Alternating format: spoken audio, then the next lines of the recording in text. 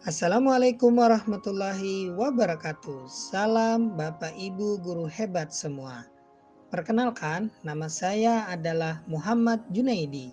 Saya adalah calon guru penggerak angkatan ke-10 Kabupaten Banjar Provinsi Kalimantan Selatan tahun 2024.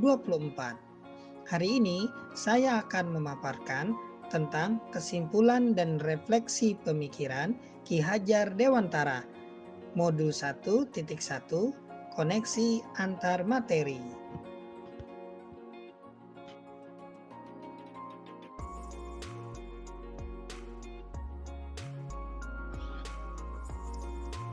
Berdasarkan pemikiran Ki Hajar Dewantara, pendidikan dan pengajaran tidaklah sama.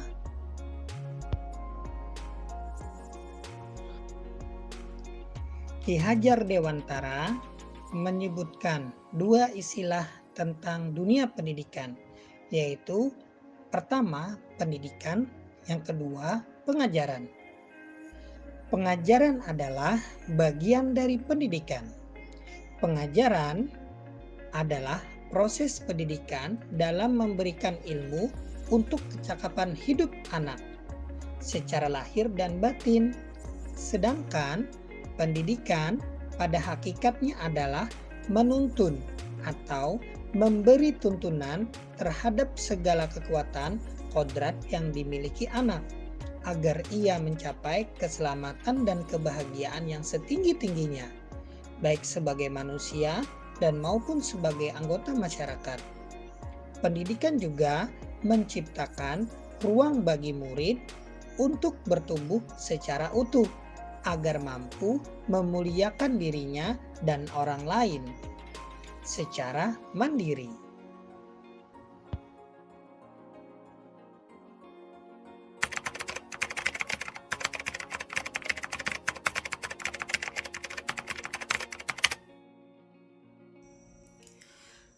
Apa yang saya percayai tentang murid dan pembelajaran sebelum saya mempelajari modul 1.1. Sebelum mempelajari modul 1.1 dari pemikiran Ki Hajar Dewantara, pembelajaran yang saya lakukan, saya hanya mentransfer materi pelajaran saja yang berhubungan dengan ketuntasan dalam penyampaian materi lebih penting daripada memahami karakteristik murid. Sehingga yang saya lihat itu hanya nilai dari aspek kognitif saja. Menurut saya, jika nilai murid sudah mencapai KKM, maka pembelajaran tersebut saya anggap berhasil. Selain itu, murid hanya sebagai objek pembelajaran saja. Pembelajaran berpusat pada guru atau teacher center. Saya tidak memperdulikan apakah murid benar-benar paham dengan pembelajaran yang saya lakukan. Dan saya juga hanya meminta murid untuk menghafal materi saja.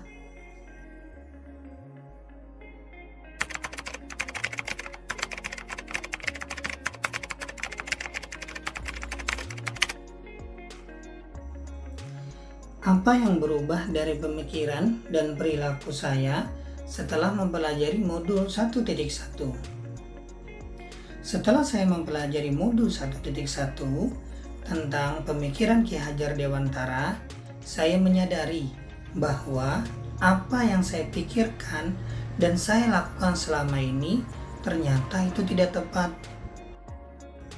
Setelah saya mempelajari modul 1.1, saya akhirnya menyadari bahwa seharusnya saya melakukan pembelajaran secara menyeluruh, baik itu aspek kognitif, afektif, psikomotorik, spiritual, sosial, maupun budaya.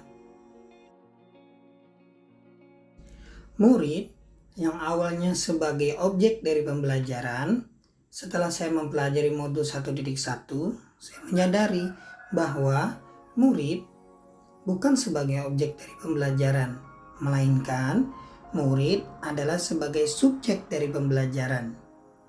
Sehingga murid memiliki kebebasan untuk berekspresi, mengungkapkan pendapat, maupun berkreasi.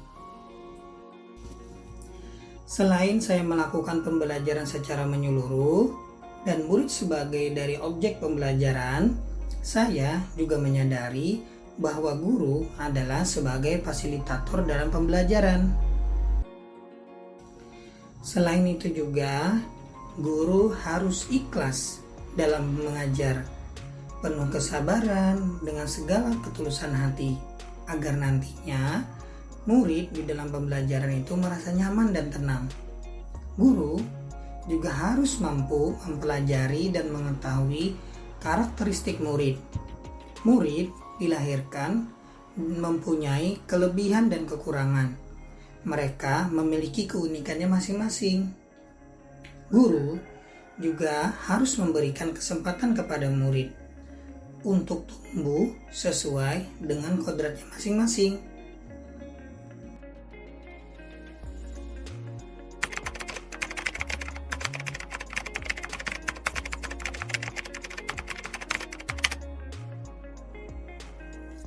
Yang dapat segera saya terapkan agar kelas saya mencerminkan pemikiran Ki Hajar Dewantara.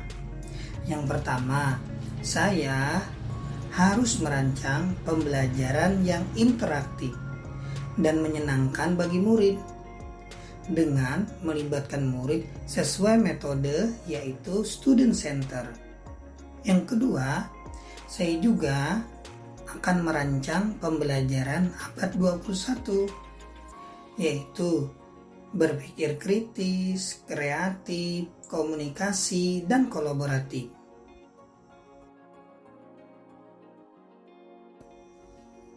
Pembelajaran yang saya lakukan itu tidak lagi menuntut, tapi menuntun. Nah, jadi seorang guru semestinya menuntun siswanya atau muridnya untuk menemukan potensi terbaik bagi dirinya. Yang keempat yaitu adalah mengenali karakter murid dan latar belakang murid dengan cara menjalin komunikasi yang baik dengan murid. Dari pemaparan yang saya lakukan, akhirnya saya dapat mengambil sebuah kesimpulan.